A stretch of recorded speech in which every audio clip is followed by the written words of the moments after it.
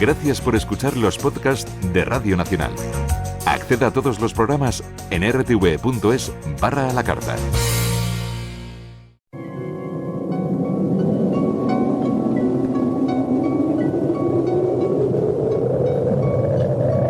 Solo cuando el túnel está en la más absoluta oscuridad es cuando puede volver otra vez la luz.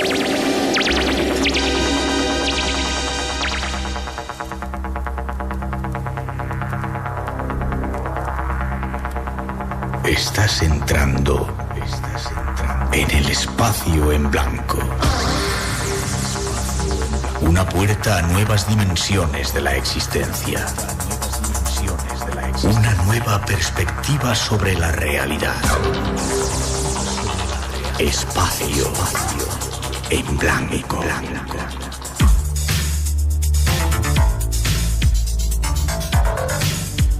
Una producción escrita y dirigida por Miguel Blanco.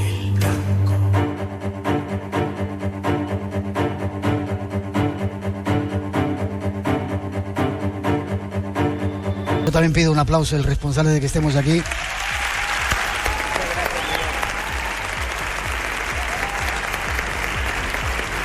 Buenas noches, Antonio. Déjame que presente también a Jesús Pacheco, concejal de Cultura y Turismo. Buenas noches, Jesús. Muy buenas noches. ¿Eres oyente del Espacio en Blanco? Soy oyente del Espacio en Blanco, hasta esa voz de niña que termina. Sí, mi niño. ¿Tu niño? Se ve que eres un tío inteligente. Y hablaba con el alcalde. Yo he venido muchas veces a Murcia y me he quedado sorprendido de lo bonita. ¿Cómo decís aquí? Bonica. Bonica que está Murcia. ¿Cómo la habéis cambiado? Hoy está en todas las plazas, hay un festival, hay una música, tenéis abierto todos los museos y la habéis puesto más bonita de lo que era, ¿no? La hemos puesto guapa, y aquí, como dicen en Murcia, guapa. Guapa, pero guapa. Os doy la enhorabuena y también, sobre todo, porque los políticos, que sois esa especie rara, o algunos, os hayáis dado cuenta de que el misterio también es cultura, y fíjate cómo son estas jornadas. O sea que gracias también por habernos traído aquí. No, a vosotros, que sois los que traéis esa cultura, esa otra cultura a nuestra ciudad. Pues eso, enhorabuena. Espero que sigamos compartiendo más historias. Y me decías que, eso no quiero que te vayas, que Murcia siempre ha sido un crisol de culturas. Árabes, judíos, cristianos, y estaban todos tranquilitos aquí. No había leña, como yo vengo de Jerusalén ahora, ayer estaba allí, y bueno, ya sabes la leña que hay por esos lugares a veces. Aquí fue una cosa curiosa porque entró Jaime I hace 751 años, acabamos de hacer la semana pasada, cumplíamos ese aniversario, estamos celebrando el 750 aniversario de la creación del Concejo Cristiano en Murcia, y fue una toma de la ciudad sin derramamiento de sangre, y estuvieron conviviendo durante muchos siglos judíos, musulmanes y cristianos aquí en nuestra tierra, bastante bien avenidos. Qué bien. Ojalá eso sirva de ejemplo y se siga continuando para que podamos seguir viviendo tranquilos todos. Enhorabuena. No sé si habrá después del año que viene otro congreso. Creo que estáis aquí hablando. No, sin duda. Gracias. Sé que tienes que irte. Seguir poniendo así de bonita, de guapa Murcia. Gracias. Ahí estamos. Gracias. La que has liado, ¿no? La que ha liado, no la he liado yo, la hemos liado a todos el señor concejal que nos ha traído hasta Murcia, vosotros que siempre os prestáis para estar aquí y, lógicamente, toda esta gente. Imagínate, yo ni en mis mejores sueños pensaba que íbamos a tener la capacidad de traer tanta gente, para que vean lo importantes que sois. No, tú que te metes en estos líos. Además, gente, curioso porque ha venido personas de un montón de lugares. Pues mira, hasta donde yo sé tenemos gente que ha venido de Irlanda, de Inglaterra, de Francia y de Portugal y de todos los rincones de España. Pues enhorabuena, que se repita, y eso, gracias a la gente que ha venido y gracias por daros cuenta de que esto es cultura y hay que seguir haciéndolo. Pero no me despidas todavía, porque 1987, 2017, 30 aniversario del Espacio en Blanco. ¿Te digo un secreto? Dímelo. El otro día, contando, son más años de 30, pero vamos a dejarlo en 30. No me fastidies, que te acabo de hacer una cosa. Vamos a dejarlo en 30, bien. Vamos a quitarnos años. Pues mira, quien organiza el congreso más allá, este cuarto congreso, como se cumple vuestro 30 aniversario oficial, ¿O más? ¿Sí? os regalamos esta pieza que está hecha a mano, con mucho cariño, para que recordéis siempre este congreso y este día. Qué bonito, lo pondremos en las redes sociales. Os doy las gracias. Te veo dentro un poquitito para que nos cuentes cosas de esa Murcia misteriosa, y a ti también te saludo y te doy las gracias. Muchas gracias, Miguel, por lo que hacéis, que es muy importante también. Que sigáis viendo, escuchándonos y que nos sigamos viendo. Gracias. Enseguida seguimos, vamos con esa primera introducción que nos va a dar algunos de los datos de esos... Está sonando por ahí algo. De estas cosas especiales que hemos preparado. Una introducción con algunos de los invitados. Escuchad.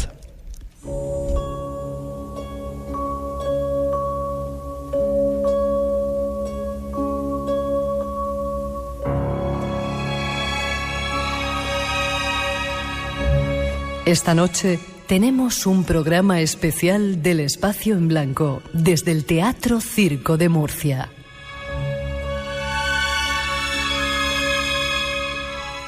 Muchos serán los invitados que irán pasando por nuestro especial escenario y muchos los misterios que vamos a analizar.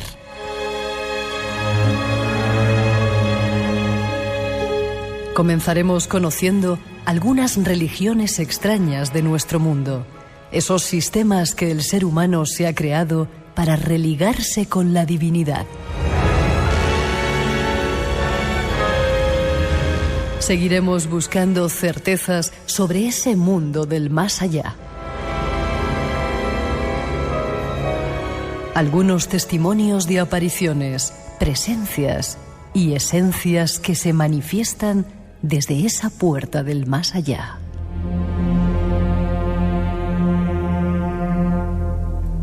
Descubriremos también algunos aspectos de este lugar que visitamos.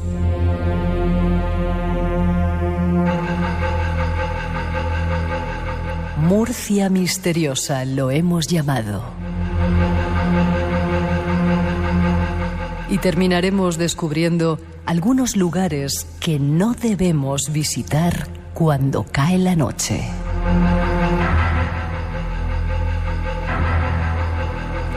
Estos son los planes de este programa especial y, como siempre, lo hemos preparado con un único objetivo: que disfrutes en nuestra compañía.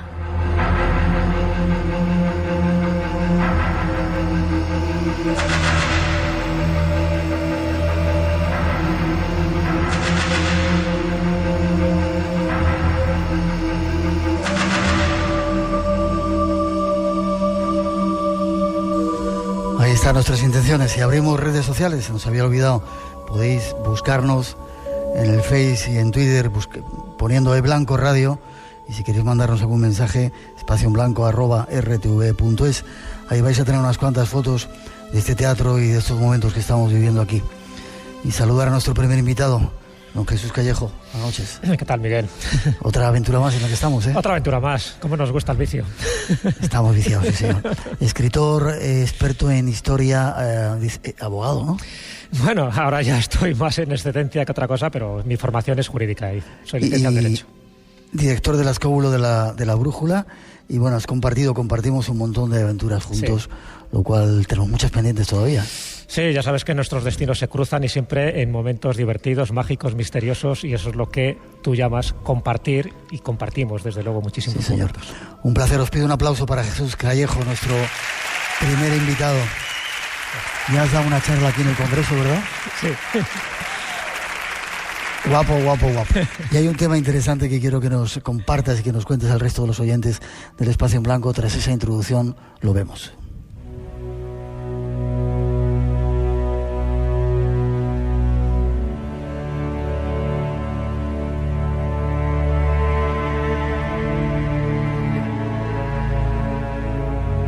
Vamos a analizar en estos próximos minutos algunas de las religiones de nuestro mundo.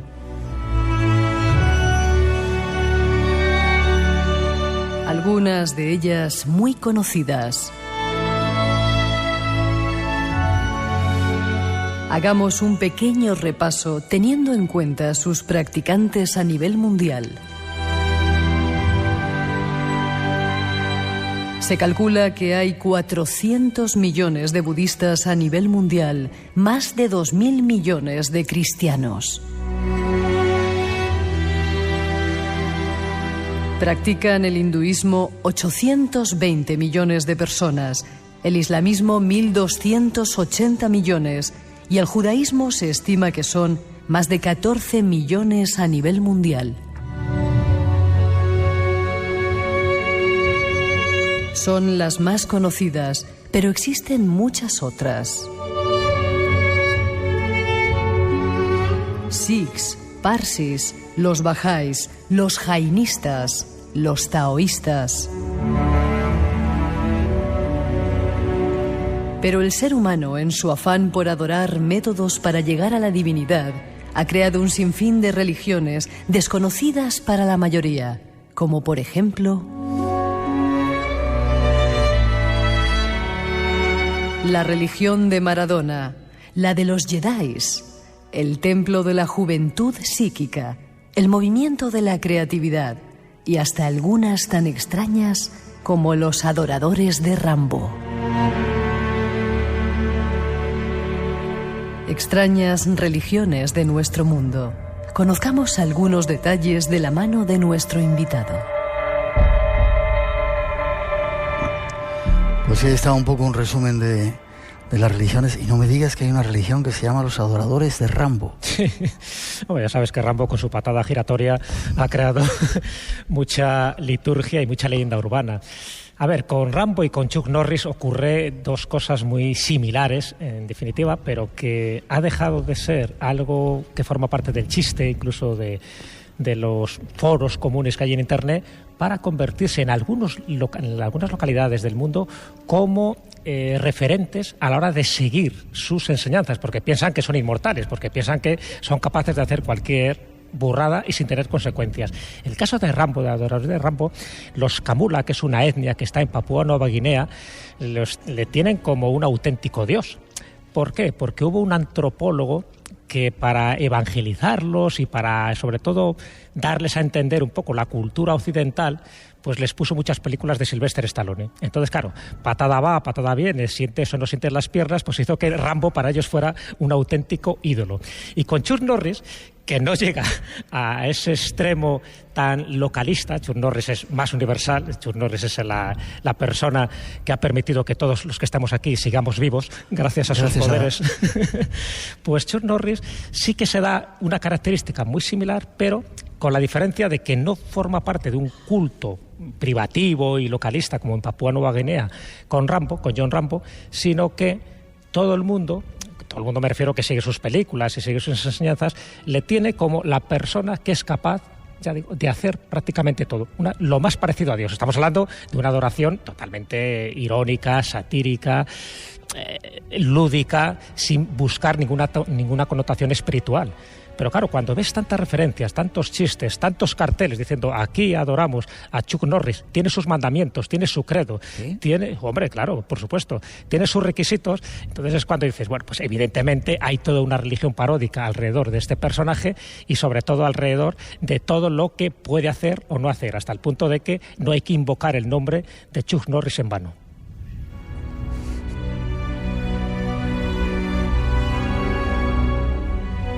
Espacio en Blanco. 30 años descifrando misterios. Con Miguel Blanco. En Radio Nacional de España. Y esta noche con Jesús Callejo aquí en este flamante teatro en Murcia, Teatro Circo. Otra religión que me ha llamado mucho la atención, el movimiento del dios Frum. ¿Quién es este o cómo es esto? Pues mira, eso es un culto cargo. Tú sabes muy bien, Miguel, un poco en qué consisten los cultos cargos que se dieron sobre todo alrededor de la Segunda Guerra Mundial, en las islas del Pacífico Sur, donde al llegar tropas de Estados Unidos llegaron con toda la tecnología, los alimentos, suministros. Pues imagínate, eran pueblos, eran tribus que vivían pues, en épocas muy, muy atrasadas, ¿no? Ver aviones, ver todo el embalaje, por ejemplo, que traían, que caían de esos aviones, ¿no? En los aeropuertos, y sobre todo ver los uniformes, ver la jerarquía, las armas, todo aquello les pareció que era lo más parecido a un ser extraterrestre o a seres extraterrestres. Entonces, a partir de ahí se generó ese culto cargo, porque estamos hablando de islas que no sufrieron los desastres de la Segunda Guerra Mundial, sino todo lo contrario, eran islas de suministros para luego atacar a otros lugares. Entonces, claro, ellos solo veían que de lo que caía de allí, pues todo era bueno. y se genera, sobre todo en el archipiélago de Vanuatu. Hubo más islas del Pacífico Sur, pero ahora mismo solo se mantiene este culto cargo, este culto al dios Frun en Vanuatu. En concreto, es un archipiélago que fue un condominio francés-inglés en los años 30 y de luego, pues cuando consiguió la independencia en 1980, pues ya se convierte en Vanuatu, eran las Nuevas Hébridas antiguas, ¿no? Y ¿qué ocurre? Pues que en los demás sitios, poco a poco, con la televisión, se fueron descentralizando y se dieron cuenta de que, bueno, que los cultos cargos no dejaba de ser una superstición. Pero en determinados lugares, como la isla Tana, hay dos cultos muy curiosos que todavía se mantienen. Uno es al dios Frun, y ahora te explico quién es, y el otro es el príncipe Felipe, que es el duque de Edimburgo, el esposo de Isabel II de Inglaterra. Bueno, en un caso y otro son muy similares. En el caso del dios Frun es porque en esos años 30, principios de los 40, uno de los que llegó allí, parece que era un oficial negro, en fin, condecorado, donde todos los blancos lo obedecían. Imagínate en Vanuatu, que todos son de raza negra, y que vean que un negro tenía poder, que realmente el que lo obedecía eran los blancos. Bueno, pues consideran que era un dios, lo más parecido a un dios. ¿Y por qué le llaman el dios Frun o John Frun? Porque parece que es una malformación de la palabra. Cuando él se identifica, dice que yo soy John from America. A Jan Frun América. Entonces el John Frun, pues el Frun, pues imagínate que había un paso, ¿no? Y ellos se quedaron con esa idea. De tal manera que desde ese momento empezaron a adorar al dios Frun. Cuando él se va, cuando ya termina la Segunda Guerra Mundial, piensan que siempre va a llegar. Se hace una fiesta cada 15 de agosto porque creen que ese es el momento en el que vuelve otra vez a venir dádivas, objetos caídos del cielo, y que el dios Frun les va a dar todo tipo de bendiciones.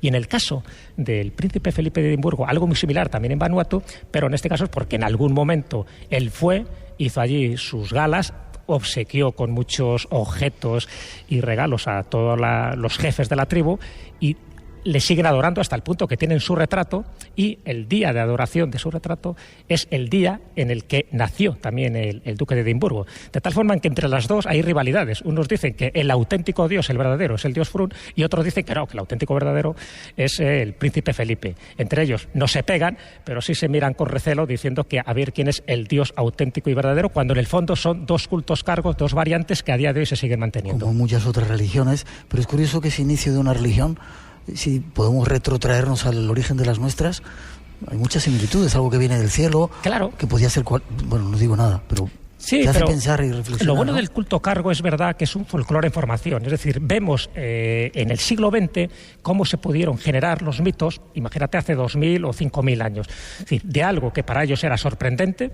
imagínate, claro, evidentemente, si nos remitimos más atrás, algo ocurrió, hay un efecto sobrenatural para ellos que lo interpretan como algo divino, y a partir de ahí surge el culto. El culto cargo sí se ve claramente como en una mentalidad donde no están preparados para asumir todo este tipo de información tecnológica, ellos lo atienden como si fuera un dios. Un poco lo que decía Arthur C. Clarke, dice, la tecnología más avanzada es indistinguible de la magia, es decir, es que no distingues un poco dónde termina la magia y dónde empieza la tecnología. Pues para ellos ocurre lo mismo. Y es verdad que a nivel sociológico se podría extrapolar, porque si esto ocurrió a mediados del siglo XX, con ya la información que teníamos, fíjate lo que hubiera pasado en tiempos pretéritos. Pues evidentemente algo ocurre siempre, un fenómeno extraño, y ese fenómeno extraño, que puede ser una aparición, un objeto luminoso, una entidad que da un mensaje, sea el que sea, y no vamos a especular de dónde viene, pues a partir de ahí empieza una liturgia, empieza una hierofanía, empieza la manifestación de lo sagrado, y de ahí a que haya un sumo sacerdote, haya unos mandamientos y haya un templo, pues hay un paso.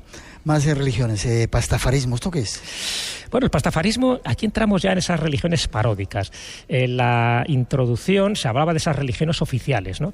Todo el mundo conoce las religiones oficiales, el judaísmo, el cristianismo, el budismo, hinduismo. Bueno, pero hay gente que es atea, hay gente que no profesa ninguna de estas religiones. Y ellos creen que aquellos que creen en una religión, imagínate, monoteísta, tienen los mismos fundamentos para creer, por ejemplo, en el monstruo del espagueti volador, que es el pastafarismo. El monstruo del espagueti volador. Exactamente, eso es el pastafarismo. Dice, ¿por qué? Bueno, pues se basan en las mismas analogías. Dice, ¿por qué yo tengo que creer en un Dios omnipotente, que es invisible, pero que no tengo ninguna prueba fehaciente? Pues lo mismo que si yo digo que creo en un monstruo, que es un espagueti, que es volador, y además que es puede ser invisible, puede transformarse en lo que le da la gana, y entonces esa religión paródica, el pastafarismo, tiene también un fundamento muy concreto. Mira, en los años 90 hay un consejo escolar que en Kansas quiere imponer obligatoriamente a los colegios, de niños, que se estudie, por una parte, la teoría de la evolución de Darwin, pero también quieren que se estudie la teoría del diseño inteligente, que es una variante del creacionismo, es decir, que todo ha sido creado por Dios y te lo crees o no te lo crees, un dogma de fe.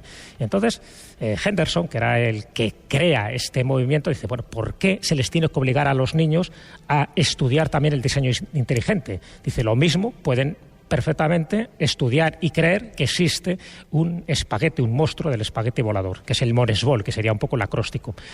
Y entonces, bueno, funcionó de tal manera, el boca a boca y sobre todo en las redes sociales, que al año siguiente en Kansas tuvieron que suprimir esta norma del consejo escolar porque se dieron cuenta de que enseñar a la vez el diseño inteligente era lo mismo que enseñar esta doctrina. A partir de ahí empezó a surgir, empezó a crecer, y ahora hay muchísima gente que se considera pastafari, no rastafari, pastafari, es decir, creyente en el monstruo del espagueti volador, que se tienen que vestir de piratas porque ellos dicen que hay una relación causa-efecto entre el aumento de la temperatura global y la disminución de piratas. Dice, eso mismo, dice, ocurre con las religiones monoteístas. Dice, nos hacen creer que hay una causa-efecto, lo mismo que nosotros podemos creer que desde que los piratas descendieron en número en el siglo XVIII, la temperatura global ha subido. Bueno, pues para que veas un poco cómo utilizan ellos analogías para, de alguna forma, mofarse o reírse de la religiones oficiales. Por eso ellos dicen que son religiones paródicas. Hay gente para todo, ¿eh? Hay gente para todo, pero cada vez tiene más fieles, pero claro, siempre son fieles que están adscritos dentro de lo que es el ateísmo, el agnosticismo. Es decir, si alguien quiere creer en Yahvé, en Jehová, en Alá, yo creo en el monstruo del espagueti volador. Incluso tiene también sus monumentos, por ejemplo en Crossville, en Tennessee, tienen un monumento. El espagueti volador es una masa de espagueti con 2 albóndigas y 2 ojos.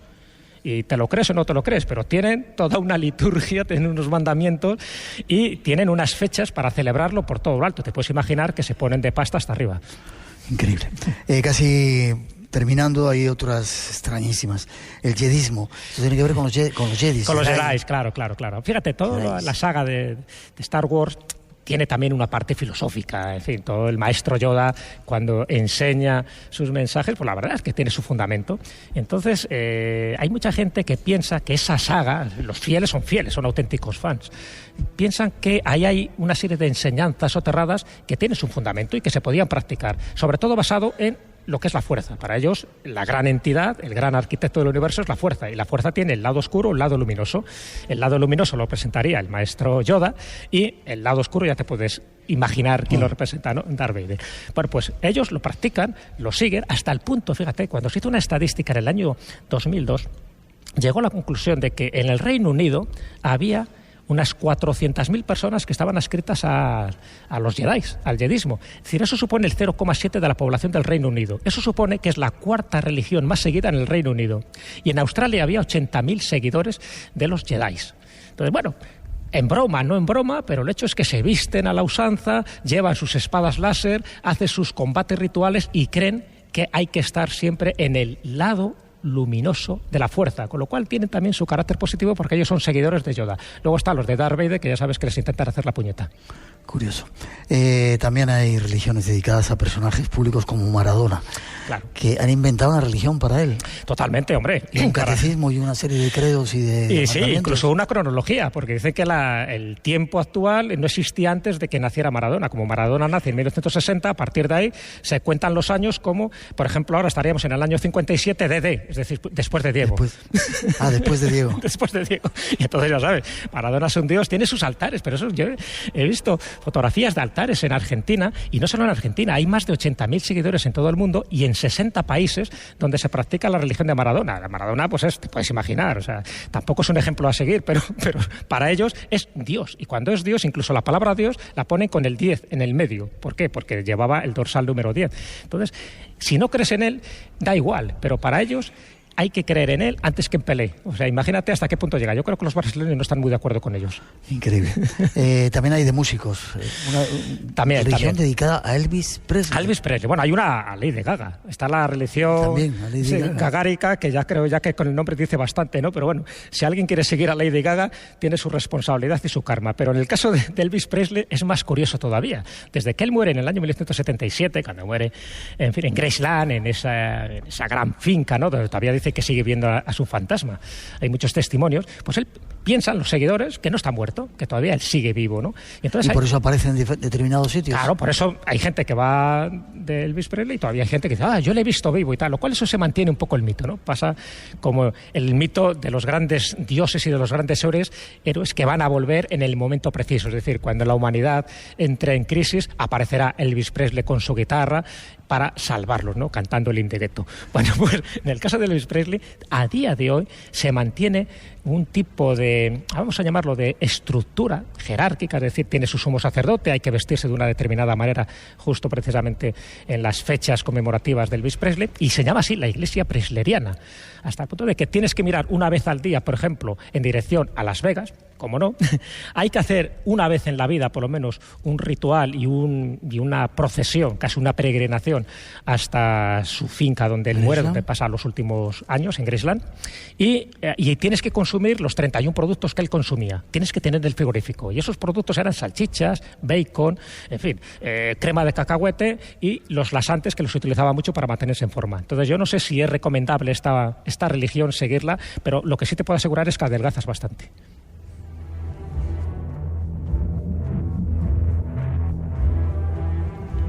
Casi me queda una aquí, y bueno, hay muchas, ¿no? Pero el movimiento raeliano, este es un poco conocido, ¿no? Francés, claro, o extraterrestres ahora. Aquí ya damos una variante, es decir, todos los que estamos hablando en general son religiones paródicas, son religiones unipersonales, como en el caso de Maradona o de Elvis Presley, bueno, para mayor gloria de este tipo de personas que tú admiras y, por lo tanto, creas un culto alrededor de ellos. En el caso de los raelianos, que sabes que viene de los años 60, de Claude Bourillon, que él tiene una revelación extraterrestre, según el de los Elohim, y a partir de ahí cambia su vida, y no solo cambia su vida, sino de todos sus acólitos. Y crea esta iglesia, o sea, ya no es un movimiento ufológico, sino que crea toda una iglesia. ¿Por qué? Porque según sus revelaciones, le da todas las explicaciones de los grandes misterios que tiene la humanidad. Dice que el ser humano es una especie de clonación genética de estos Elohim, que serían los extraterrestres, de cómo hemos llegado aquí, cuál es nuestra función. Ellos crean, además, tienen como una variante genética muy interesante, que es la que creó mucha polémica.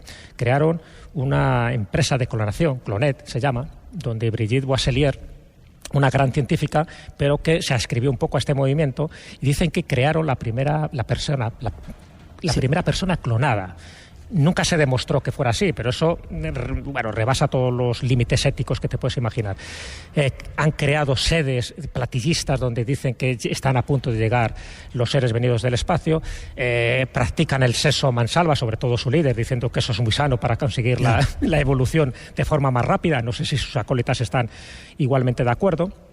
Y él tiene un sistema político un poco de que todos somos como células del mismo organismo, pero bueno, las células del pie no son lo mismo que las células del cerebro. Claro. Él tiene la suerte de ser la célula del cerebro y por lo tanto es el que tiene que mandar un poco a sus huestes. Bueno, lo cuento esto porque hay varias religiones similares basadas en estos contactos ufológicos que en el fondo caen en lo ridículo, porque son también afirmaciones indemostrables, pero que ellos se basan en que tienen información de primera mano porque han sido sus guías, sus extraterrestres, sus Elohim, lo mismo que otras iglesias dicen que son los Anunnaki los que se están proveyendo de esta información, y hay mucha gente que los cree. Y además, para colmo, y en eso se parecen mucho a las religiones monoteístas, creen que los que estén metidos en esa religión son los que se van a salvar. Son los que cuando llegue el momento final, la catástrofe, el apocalipsis, van a bajar las naves y ellos serán redimidos porque han sido investidos por la gracia divina, en este caso de los Elohim. Todo esto que parece ridículo, hay mucha gente que se lo cree a pies juntillas. Entonces ahí entraríamos en esa sociología de por qué la gente necesita creer. Y cuando no crees en las religiones convencionales, te haces una religión paródica. Y cuando no crees en eso, siempre está el extraterrestre salvador que va a llegar en el momento para rescatarte en el momento oportuno, siempre que hayas pagado generosamente tu donación.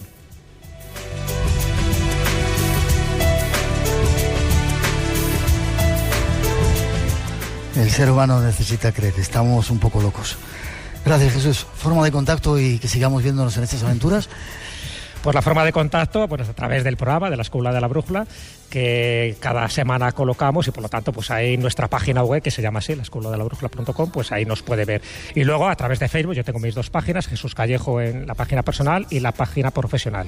Toda la gente que me mande un mensaje, a todos contesto, porque yo creo que es lo mínimo que se puede pedir. Entonces, las gracias. Os pido un aplauso, gracias, que sigamos viéndonos y que deseo lo mejor.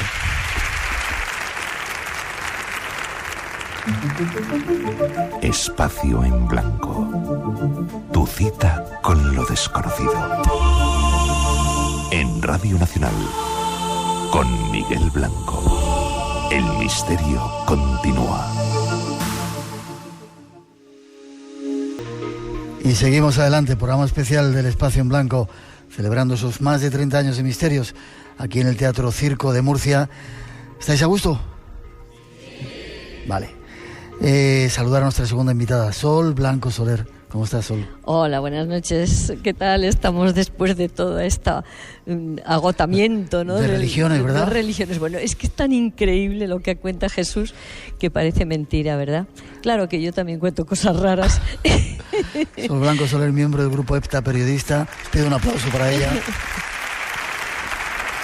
Y mucha gente, lo decíamos, no sé si en el tren o ayer comiendo, o hoy, no sé el día en que vivo, sí, que mucha gente te pregunta si somos familia. A mí también me lo preguntan. Sí, es que como compartimos lo de Blanco los dos, pues me preguntan, ¿y tú eres algo de Miguel Blanco? Porque nunca preguntan lo contrario. Siempre me preguntan a mí. ¿Ah, sí? Sí, bueno, sí. A mí me dicen lo contrario, ¿eh? Tú eres algo de Sol Blanco Soler.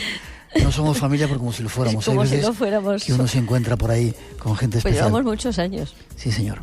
Quiero que escuches una introducción y que me cuentes algunas de tus experiencias. Vamos con ello.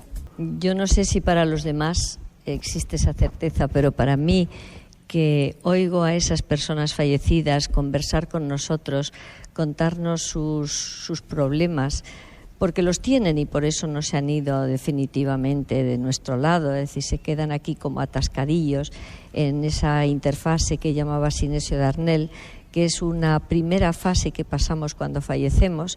Nos quedamos muy cerquita y esa cercanía normalmente se quedan porque quieren, porque tienen cosas que hay miles de justificaciones que ellos dan, pero unos dan porque han dejado su casa y su casa sigue siendo su casa, otros porque ellos tienen que seguir trabajando, son esos borrachos de trabajo que cuando mueren pues encuentran la falta y se creen necesarios. Su ego también es muy tremendo, es decir, unas veces es por amor, porque han dejado aquí a la persona querida, otras veces porque han sido asesinados y quieren venganza, otras veces porque son asesinos y lo que tienen miedo precisamente es de ir plenamente al otro lado por miedo al castigo que, según ellos, son conscientes de que merecen de alguna manera, ¿no? Es decir, que hay muchas maneras por las cuales se quedan. Entonces, cuando nosotros contactamos con ellos y hablamos a través de Paloma y de Aldo, que son... Es lo que te quería aclarar. Dice, contactamos, hablamos, como si fuera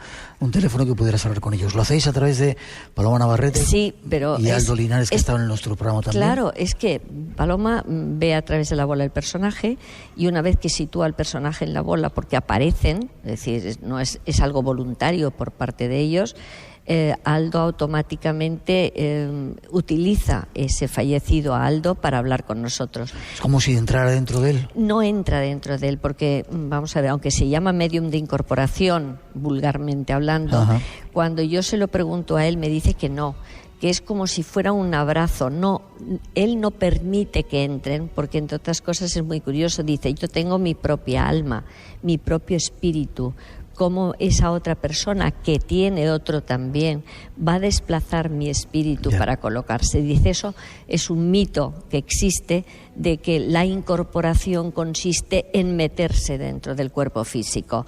Dice, eso no es verdad. Ahora, sí me utiliza para hablar y yo me dejo, sirve de instrumento, de portavoz a ese fallecido que ya, por supuesto, no tiene voz y no puede comunicarse. Y muchas veces el comunicar su problema a ellos les sirve de mucho, y nosotros también para poderles ayudar. No puedes ayudar a alguien si no tienes convencimiento de qué es lo que realmente le pasa.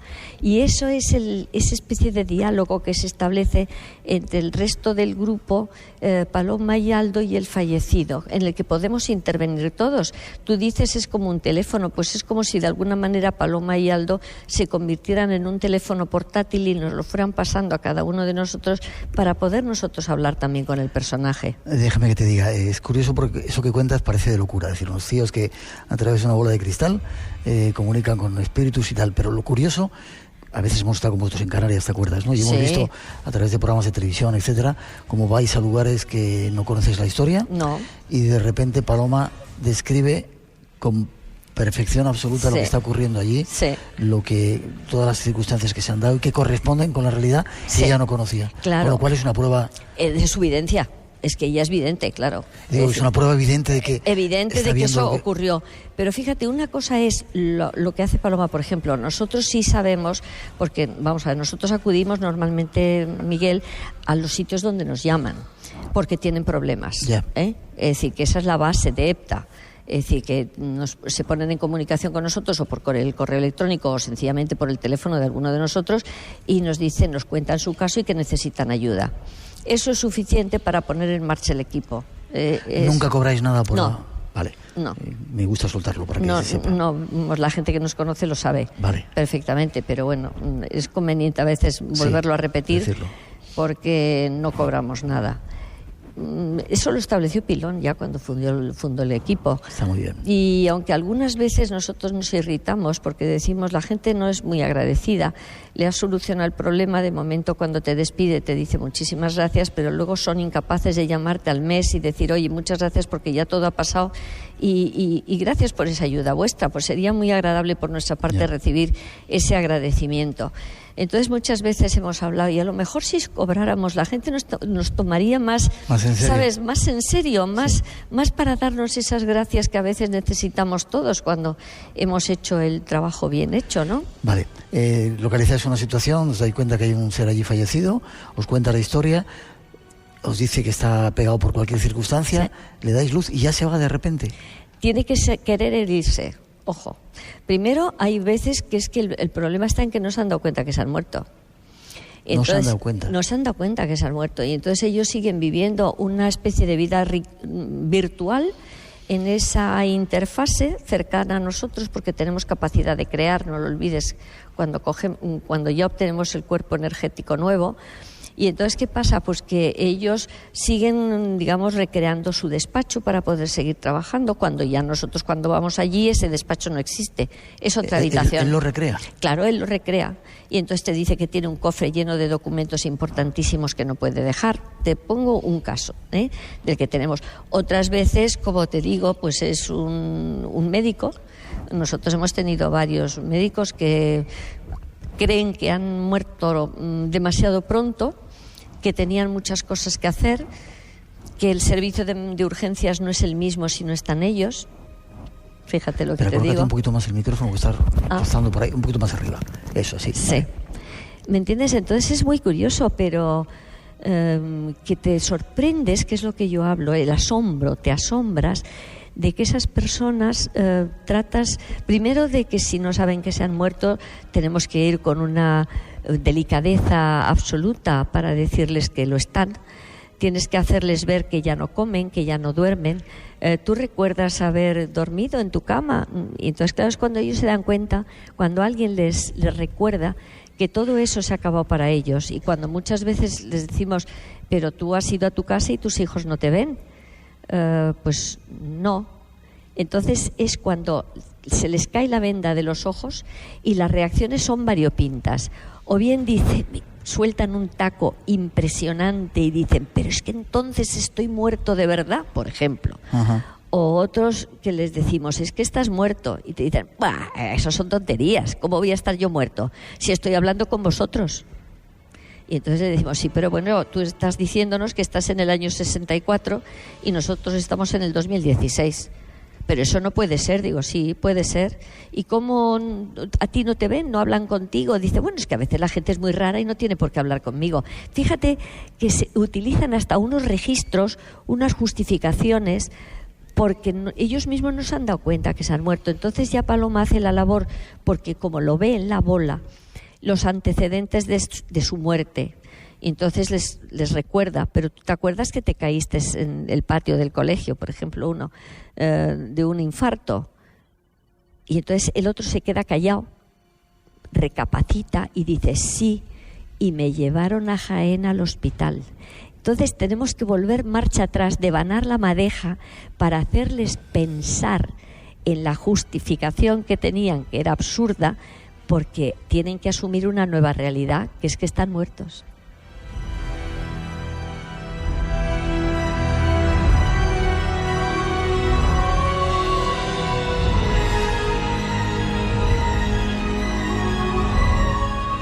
Vaya trabajo curioso.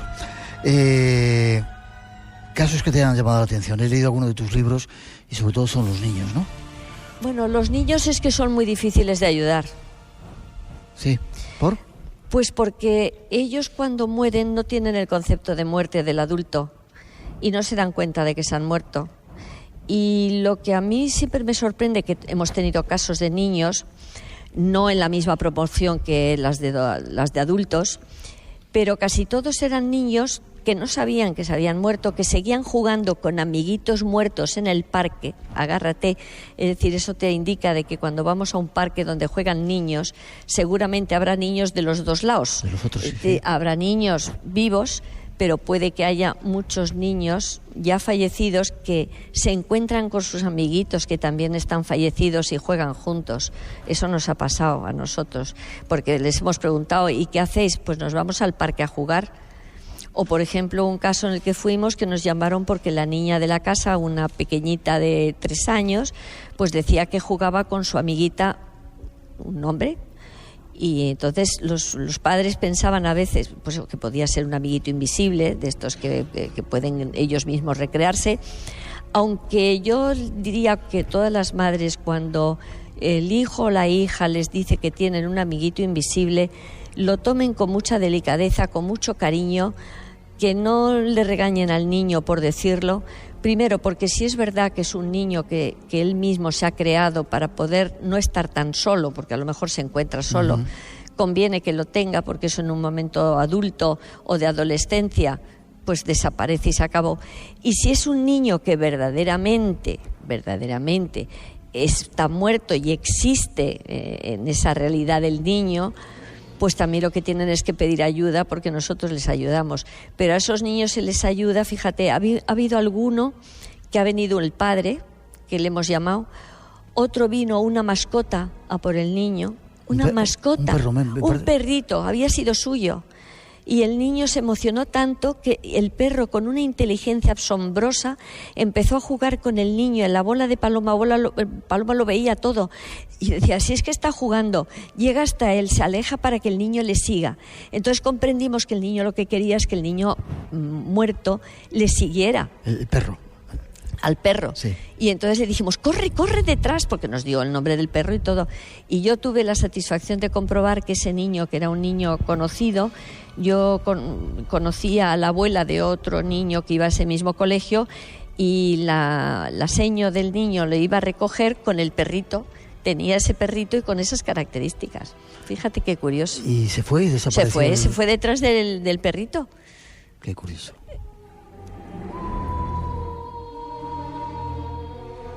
Espacio en Blanco, en Radio Nacional, con Miguel Blanco. Y esta noche con Sol Blanco Soler, aquí en esta primera parte del programa, programa especial desde el Teatro Circo, aquí en Murcia. Últimos minutitos, Sol. ¿Hay que tener miedo a este tipo de cosas? No, por Dios. Nosotros lo hemos visto muchas veces que lo planteáis una cosa. No, nosotros no tenemos miedo nunca, en absoluto. Primero porque eso, vamos a desechar de una vez para todas eso de los espíritus malignos. Te lo digo porque yo en el correo contesto muchas veces cartas de que están preocupados por sombras negras y espíritus malignos. Y yo siempre les pregunto, ¿y quién nos ha dicho que son malignos? Eso tiene que haber habido alguna persona poco preparada que en cuanto estos han contado su caso, pues ya es que son espíritus malignos. Y pasa por caja para que te lo quite a lo mejor. Pues supongo, yo ya no pregunto en eso porque ya, nosotros... Lo digo yo de vez en cuando. Lo dices tú de vez en cuando. Sí. Bueno, pues el hecho es de que la gente del otro lado es gente como nosotros. Gente que pueden estar y que se hayan quedado por pequeños problemas que ellos tengan. Como te digo, problemas de celos, problemas de herencias, problemas de egos, problemas de que no saben hacer otra cosa nada más que trabajar y cuando fallecen quieren seguir trabajando.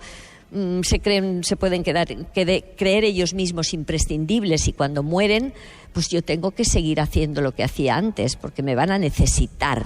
Ese es otro tema. Es decir, que suele haber varios temas por los que se pueden quedar, pero en cualquier caso no hay malignidad por su parte. Necesitan comprensión, necesitan que alguien con este equilibrio, digamos, nuestro, les atienda, les escuche, comprenda su problema y trate de solucionarlo. Había uno que seguía trabajando en un teatro de Madrid, que era un tramoyista, que se había ahorcado por un accidente de tramoya. Y ese pues nos decía muy serio que él no estaba muerto, que él seguía trabajando porque tenía que pagar su hipoteca.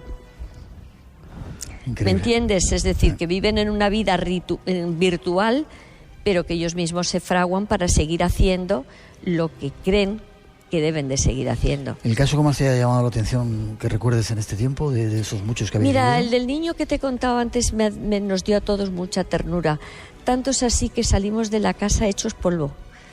¿Sabes? Es decir, que no viniera el padre, que estaba también allí. Nosotros sabíamos que estaba el padre del niño allí. El abuelo también estaba ¿Fallecidos? Allí. También estaban allí. Y nadie se ocupó de ese niño y tuvo que ser el perrito el que viniera por él. No me digas que no es un drama lleno de ternura por parte de la mascota, pero... ¿Estás diciendo que cuando hay más familiares que han desencarnado, se ven entre ellos? Pueden llegar a verse, pero yo te digo que, por ejemplo, cuando una persona está a punto de fallecer, vienen familiares a ayudarles al tránsito. Yo tengo en mi familia dos que me lo han dicho. Fíjate, he visto uno era el marido y otro pues eran sus padres porque era soltera. Y yo siempre que me lo contaban, yo volvía a casa y yo en casa decía, pocas horas quedan, ¿eh? Sí. ¿Por qué? Porque dices esto, tú siempre con tus cosas, porque claro, es lógico, en una familia donde normalmente estas cosas no se ventilan, pues a ti te tienen un poco como ser extraño, ¿no? Y no fallaba. A las pocas horas, máximo 12 horas, esa fallecido. Casi para terminar, hay mucha gente a la que le están pasando este tipo de fenómenos en sus casas que quizá no lo cuentan por miedo. Pero siempre pueden escribirme, yo contesto el correo de la página. Que gracias a Dios estáis vosotros y se puede conectar con vosotros para... Sí, perfectamente. Mira, que me escriban a www.grupoepta.com www.grupoepta.com y ahí abren y hay contactan, escriben un correo y me lo recibo yo y lo contesto yo. Yeah. Porque es uno de mis papeles en el equipo, el contestar el correo electrónico. Y un caso, por ejemplo, que haya habido algún poltergeist. Bueno, el poltergeist no tiene nada que ver con eso, ¿no? No, pero es que no tiene nada que ver porque el poltergeist ya sabes que está causado por una persona viva. Por lo tanto, ahora son mucho más espectaculares que los fenómenos de los fallecidos, ¿eh? Sí. Los fallecidos te suelen llamar la atención. Son pequeñas cosas que tú notas en casa, incluso efectos ópticos. Pero el poltergeist es movimiento de objetos, destrozo de objetos, aportes de objetos.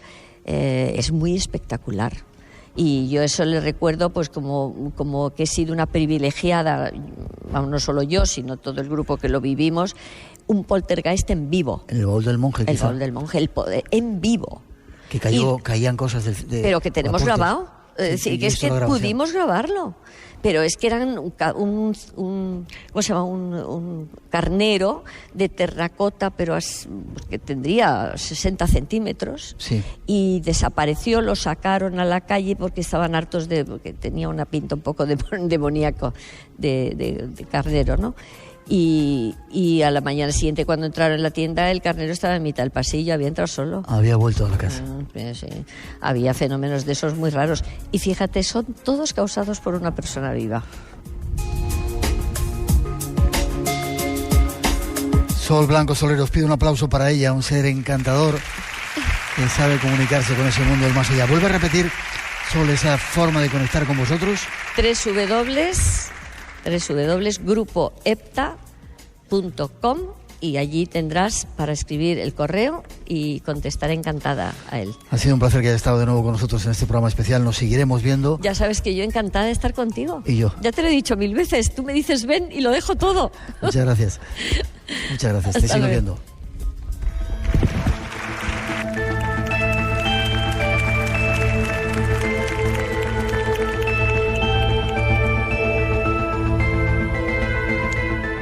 Hemos de hacer una pausa en este programa especial. Nuestra primera hora casi concluye. Os recordamos, estamos celebrando 30 años o más del Espacio en Blanco de Misterios en Radio Nacional, desde el Teatro Circo en Murcia, en un programa especial con un montón de invitados. Después de las noticias de las 3, las 2 en Canarias, os vamos a poner algunas psicofonías, algunas investigaciones que han hecho en Casas Encantadas, y luego lugares que no debéis de visitar cuando es de noche, y algunos misterios más de Murcia. No os vayáis, que enseguida regresamos. El Espacio en Blanco continúa.